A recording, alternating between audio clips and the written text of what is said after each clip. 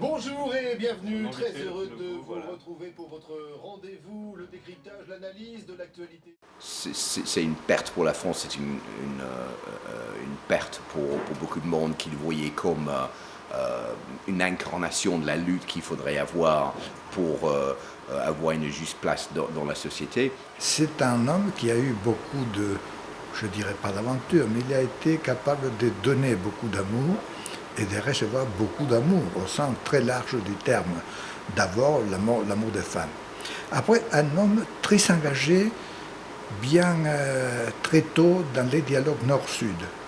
Quelque chose de très important. C'est un très grand acteur, c'est des hommes qui fait réagir à l'Europe pour dire qu'il faut avoir un autre type de dialogue avec les gens du Sud, avec les pauvres, avec les Asiatiques. Il y a une chose qu'on ne connaît pas de lui, c'est qu'il avait un anglais remarquable, qui parlait couramment anglais pratiquement sans accent.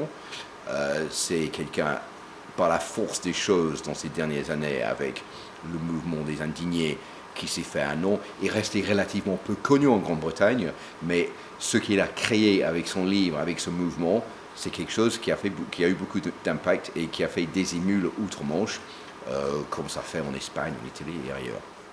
Et peut-être au-delà du message conventionnel, le premier message, c'est qu'il a été capable de transmettre sa capacité personnelle de donner de l'amour et recevoir beaucoup d'amour. Et en termes pratiques, ça fait rêver aux gens.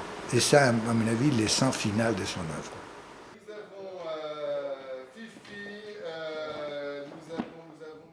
Alors, François Hollande est dans une situation assez compliquée parce qu'en même temps, il ne peut pas trop déstabiliser, se mettre porte-à-faux avec ses hôtes russes, alors qu'il a besoin d'investissement en Russie. Il a besoin, il est parti avec un énorme groupe de chefs d'entreprise, d'investisseurs, donc il a besoin de ces contrats pour aider la France. Mais en même temps, il ne peut pas revenir les mains vides en disant « mais je n'ai rien dit sur les droits de l'homme, je n'ai rien dit sur la Syrie ».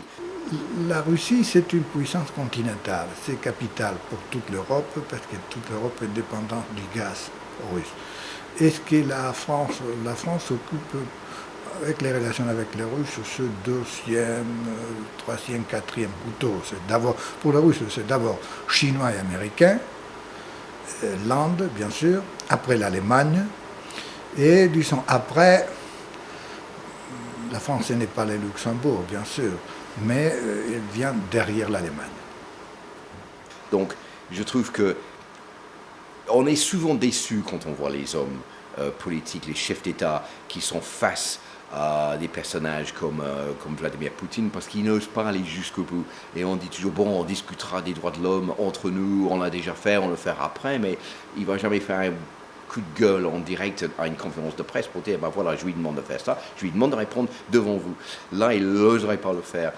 Donc, c'est mi-figue, mi-raisin la visite. Il y a eu quelques investissements, quelques bonnes nouvelles, mais sur le fond, sur les droits de l'homme et sur les séries, je reste assez pessimiste vis-à-vis des chances de la France de faire bouger ces deux choses.